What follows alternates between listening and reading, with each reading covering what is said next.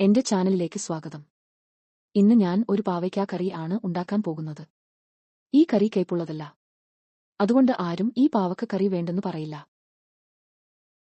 ആവശ്യമുള്ള സാധനങ്ങൾ: പാവക്ക ഒരു ഇടത്തരം, കനം കുറച്ച് അരിഞ്ഞത്. ഉള്ളി ഒരു ഇടത്തരം, കനം കുറച്ച് അരിഞ്ഞത്. ഇഞ്ചി ഒരു ഇഞ്ച് കഷണം, നന്നായി അരിഞ്ഞതോ ചതച്ചതോ. വെളുത്തുള്ളി 4 അല്ലി, നന്നായി അരിഞ്ഞതോ ചതച്ചതോ. തക്കാളി ഒരു ഇടത്തരം. കറിവേപ്പില 2 തണ്ട്. മഞ്ഞൾപ്പൊടി 1/4 ടീസ്പൂൺ. ചുവന്ന മുളകുപൊടി 1 ടീസ്പൂൺ, രുചി അനുസരിച്ച് ക്രമീകരിക്കുക. മല്ലിപ്പൊടി 1/4 ടീസ്പൂൺ. പുളി ഒരു ചെറിയ നെല്ലിക്ക വലുപ്പത്തിൽ ഉള്ള ഒരു ഉരുള. പുളി 15 മിനിറ്റ് ചെറുചൂടുള്ള വെള്ളത്തിൽ കുതിർക്കുക. കട്ടിയുള്ള സത്ത് പിഴിഞ്ഞെടുക്കുക. വെളിച്ചെണ്ണ 1/4 കപ്പ്. ഉപ്പ് 1/2 ടീസ്പൂൺ. ശർക്കര 1/2 ടീസ്പൂൺ, ഓപ്ഷണൽ. വെള്ളം ഏകദേശം 1 കപ്പ്. പാവക്ക അരിഞ്ഞത് 1/4 ടീസ്പൂൺ ഉപ്പും 1/4 ടീസ്പൂൺ മഞ്ഞൾപ്പൊടിയും ചേർത്ത് ഇളക്കുക. കയ്പ് മാറാൻ 15 മിനിറ്റ് മാറ്റിവയ്ക്കുക. ഒരു പാനിൽ വെളിച്ചെണ്ണ ചൂടാക്കുക. മാരിനേറ്റ് ചെയ്ത പാവക്ക കഷ്ണങ്ങൾ ചേർത്ത് ഇളം സ്വർണ്ണ തവിട്ട് നിറമാകുന്നതുവരെ വറുക്കുക. അത് പുറത്തെടുത്ത് മാറ്റിവയ്ക്കുക.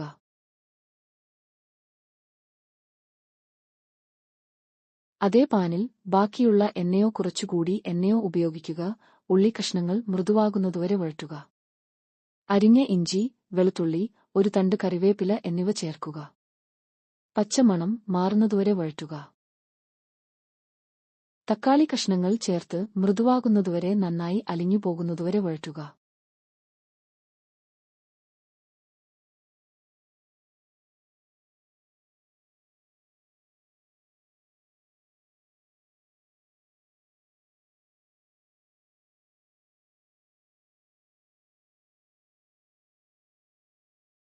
തീ കുറയ്ക്കുക.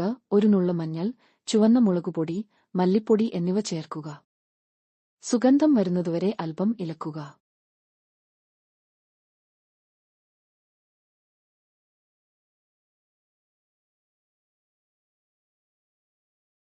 വറുത്ത പാവയ്ക്ക കറിയിലേക്ക് ചേർക്കുക. പുളിസത്തും ഏകദേശം 1/2 കപ്പ് വെള്ളവും ഒഴിക്കുക. ഉപ്പ് ചേർത്ത് പച്ചപ്പുളിയുടെ മണം മാറുന്നതുവരെ 5 മിനിറ്റ് ചെറുതായി തിളപ്പിക്കുക.